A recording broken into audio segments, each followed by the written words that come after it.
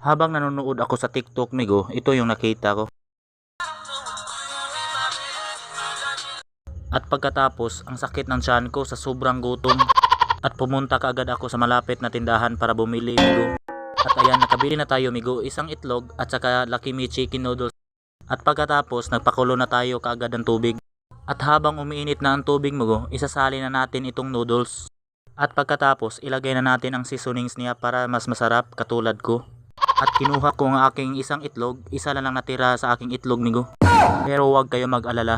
At ayan, hintayin na lang natin maluto yung noodles at saka itlog ko. At ayan, napakasarap ng ating noodles with egg, migo. At ayan, tikman na natin. Napakasarap kahit sobrang init. Kagaya ng pagmamahal ko sa'yo. Ay okay! At ayan, bumalik ng ating sigla. Tumawa na ako, migo. So unsa pagipaabot nimo, migo? Pangutang dayon mo sa duol ninyo nga tindahan.